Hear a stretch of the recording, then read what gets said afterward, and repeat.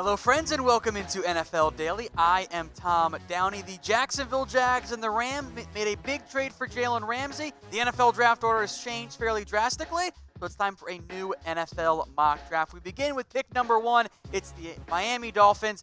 I'm still going to slot them into you can make the claim that, oh, Bama's so great on offense, but we've seen them be great on offense with all kinds of great skill guys. No one's put up numbers like Tua.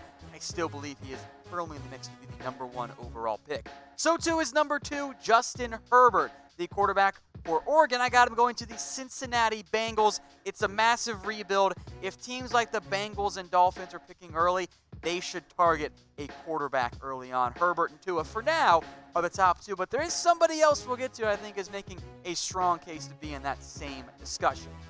Now, if you guys want more NFL draft coverage, do me a favor, share this video. Let the bosses at Chat Sports here know that we should do more NFL draft coverage. Oh, by the way, while you're doing that, I'll remind everybody, the current draft order, that's the order for this mock draft. So please don't yell at me about how, so-and-so isn't high enough team-wise. It's just the current order.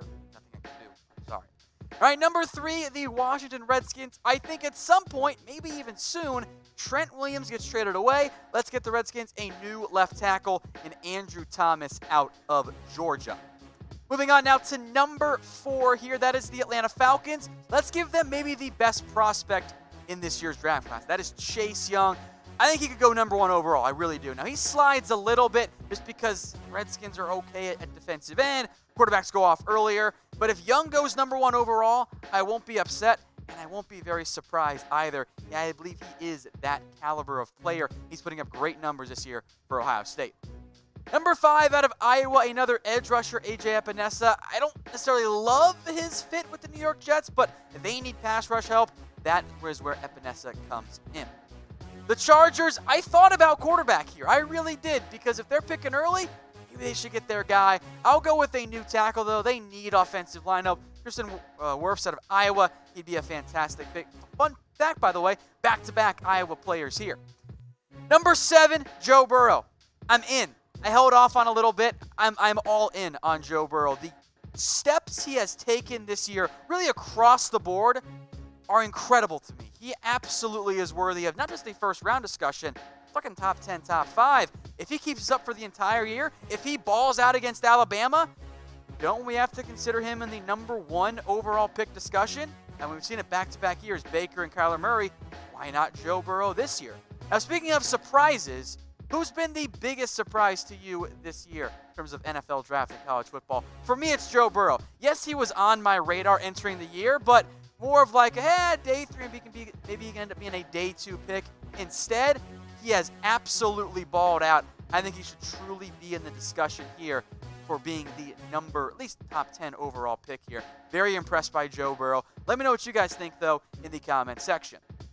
We will stick with our Iowa back-to-back, LSU back-to-back too. Christian Fulton here. I assume Denver is going to lose Chris Harris, or at least probably going to lose Chris Harris. Let's get them another cornerback boost there.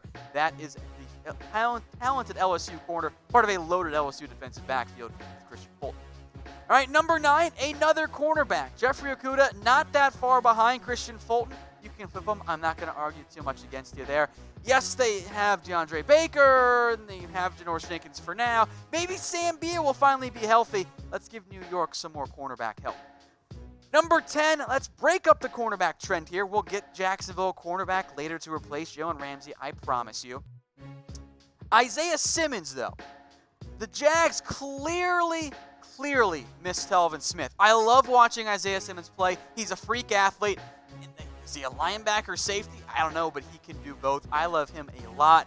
He is the exact type of player the NFL is going to go, wow, chess piece. We got to get him on our roster. I got him number 10 here to the Jags. Number 11, the Cleveland Browns. I guess this would change if they ever end up landing Trent Williams at some point. Alex Leatherwood, another very talented Alabama offensive lineman. He's been very good this year. The Browns, we all know they could use some offensive line help. All right, number 12, they finally slide a little bit. The receivers, it just kind of happened that way. That's what happens in mock drafts. Jerry Jeudy. Imagine this, Miami. You can pair Tua with his best receiver in Jerry Jeudy. That's a fantastic idea right there. This pick, by the way, of course, coming from the Pittsburgh Steelers and the Minka Fitzpatrick trade. Now, today's show is brought to you by BetDSI. Head over to chatsports.com/bet. Use that promo code NFL120. Get yourself a 120% deposit bonus. The best idea to make money this year is just bet against the Dolphins. You'll make all kinds of it. Chatsports.com/bet. Promo code is NFL120. It should have some fun NFL Combine prop bets come draft season 2. I made a lot of money on that last year. Number 13, you guys might not like this, but let me explain it. I am not this high on Jacob EASON, but EASON is the type of quarterback that should do well in the pre-draft process. We know he has a strong arm. He definitely needs work, but the flashes are there. And what does Bruce Arians love in a quarterback? Big arm, looks the part. Guess what Jacob EASON is? I think he'd be a perfect Carson Palmer, Matthew Stafford type. Not saying he's that good, but that type of quarterback that I think Bruce Arians would absolutely fall in love with. Because let's be real here. Jameis Winston, he ain't it. Number 14, the Arizona Cardinals. I love for A.J. Epinesa to fall to them. He did not this time. I'll give them edge rusher out of Notre Dame, Julian Okwara instead. Number 15 now. Again, don't blame me. This is just the current draft order, Cowboys fans. Grant Delpit. Don't mind me as I once again get my hopes up for an awesome safety prospect who the Cowboys won't take. Delpit, though, might be the type of player to convince the Cowboys to change their ways. He's a premier safety prospect. I know they never go early, but Grant Delpit is absolutely worth it. And with, by the way, some cornerbacks coming up in free agency, corner also a spot I considered here. Now, Delpit, maybe a bit of a drop from where he was pre-draft process, but I think this is going to be about his right range either way. Maybe he's not as good as Derwin James, but still a fantastic prospect in the end. Of course, the Cowboys are a tough team to mock for right now because we don't know who their head coach is going to be next year. The Cowboys can say all they want about how, Jason Garrett, we love him. If they loved him that much, he wouldn't be entering the last year of his contract. So will he be the head coach? Let me know in the comments section, everyone. Type Y for yes, N for no. Number 16, Detroit, they take advantage of the receivers kind of sliding just out of the top 15 for the most part. CeeDee Lamb right there with Jerry Jeudy. He is an absolute stud. I love him as a prospect. Receiver out of Oklahoma. Texas literally could not tackle him earlier this year. The Jags back on the clock here. This pick from the Rams. Let's get them some cornerback help. Trevon Diggs out of Alabama.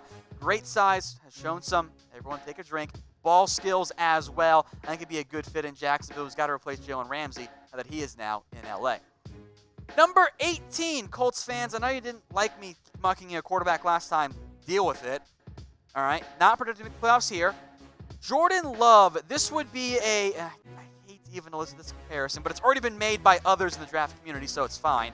This would be Jacoby Brissett is your Alex Smith, and Jordan Love is your Patrick Mahomes. Love's upside is sky high. The throws he's been able to make, even against LSU, they're incredible. Of course, Utah State supporting cast is absolutely garbage. I do need better production from Jordan Love, but the upside remains high. Sit him for a year, let Jacoby Brissett start, maybe even trade him if that's the route you want to go, Brissett. But beyond a game against a bad Falcons defense, his numbers have not been great in terms of yards per attempt and everything. So Brissett's fine. You can do better, though, with Jordan Love. Speaking of quarterbacks here, you guys know by now, at least I hope, that I am a big Jordan Love fan. He's not, of course, my number one quarterback. That's Tua. But let me know in the comment section who your favorite quarterback prospect is. There are a bunch of different options here. Love, EASON, we'll get to Jake Fromm later on, Joe Burrow, Justin Herbert, Tua. Let me know what you guys think in the comments section. Number 19, the Oakland Raiders. I got them taking Henry Ruggs because the Antonio Brown trade did not work out. It's not really Oakland's fault. AB went crazy. I believe the Raiders need another deep threat. And more importantly, a reliable deep threat. That's what Henry Ruggs is. He can absolutely fly. And there are some who think he is the best Alabama wide receiver. Now, I like Jerry Jeudy a little bit more, but that's not shade at Henry Ruggs. He's a fantastic prospect. Getting him to the Oakland Raiders offense would be a big, big boost.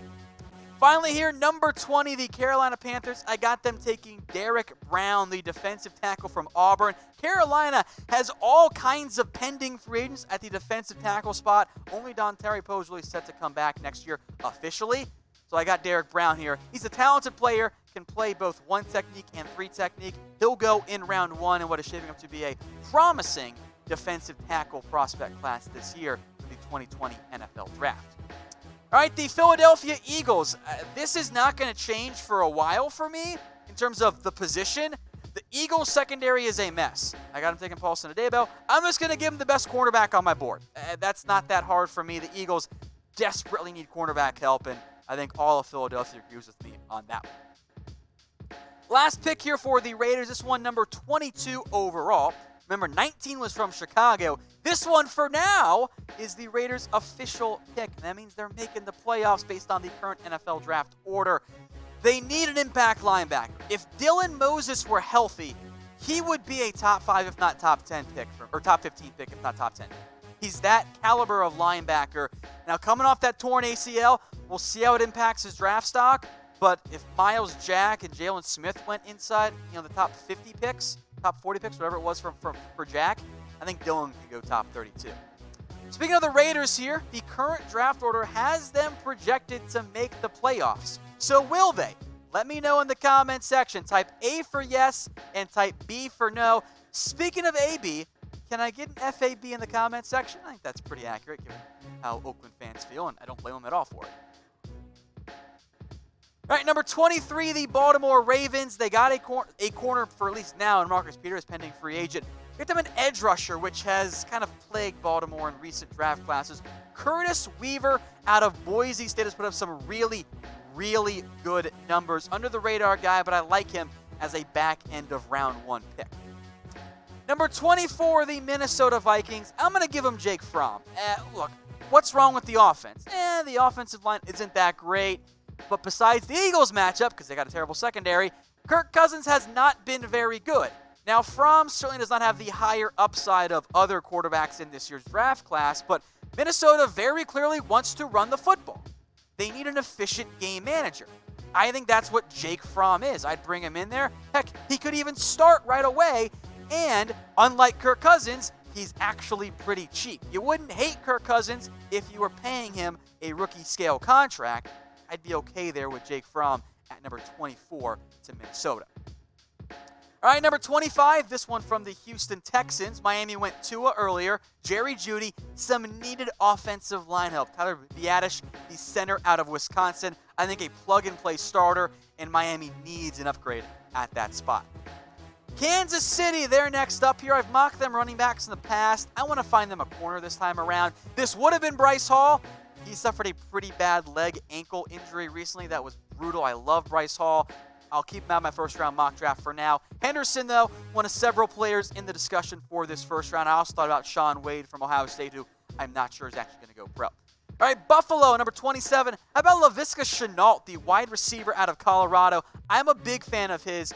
Fun, dynamic player, and could be a good fit in Buffalo. Finally, Seattle, number 28, Javon Kinlaw. Freaky player, has put up some good production for South Carolina, has the tools you want. If you're looking for the Chris Jones type of defensive lineman, that late first, early second round range, I think Kinlaw could be that guy. Not saying he will be, but he has those types of freaky traits that not many defensive linemen actually do. Today's show is brought to you guys by the Action Network. Head over to chatsports.com/deal.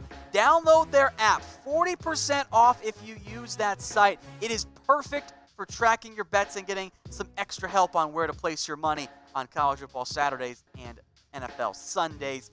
Hey, they'll let you know, hey, public money's going this way, but the sharp money's going the other direction. That's where you can make some extra money with the Action Network. Chatsports.com/deal. It'll save you 40% on the app.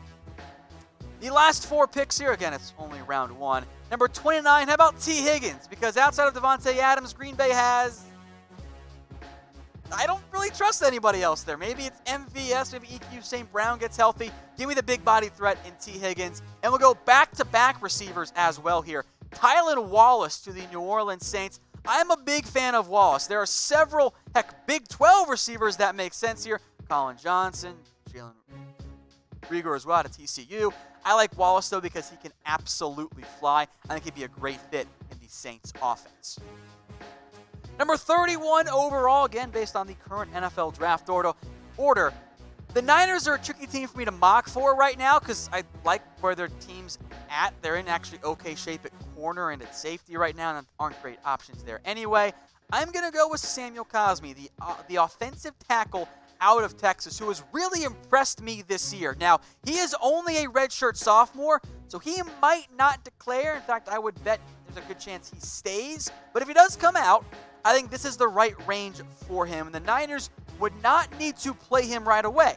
You get Joe Staley back healthy, give him another year or whatever, and then slot Cosmi in as your long-term left tackle. McGlinchey and Cosmi, I think at that point, you're in really good shape at the edges of your offensive line. But Niners fans, let me know in the comments section, what do you think your team's biggest need is? I wasn't quite sure where I wanted to go with it. Let me know what you guys think there in the comments section. Maybe it's not a long-term left tackle is the biggest need, but I think it is a need. And if you're drafting at the back end of round 1, I think you can have a little bit of a luxury type of pick if you're San Francisco. All right, the final pick here. Let's get a tight end going. How about Jared Pinkney, the tight end from Vanderbilt? Thought about Purdue's kid. I don't think Missouri's Albert O is actually in the first-round discussion here, but I think Pinkney would be a good fit for the New England Patriots because, look, Gronk, he's gone. They need somebody that can help be a better blocker and a pass catcher. Jared has that type of overall well-roundedness I think New England would like in their tight end. All right, guys, obviously we can only fit 32 players in, so let me know in the comments section, who did I leave out of this first-round mock draft that you are personally offended by? Let me know in the comments. I know I missed players. I can't get them all in. That's just how the NFL mock draft works. I had no running backs in here, which I feel terrible about because I love Jonathan Taylor and DeAndre Swift and Travis Etienne and more, but I couldn't find a spot for him. So let me know who I left out, and I'll give you my thoughts on them in the comments section.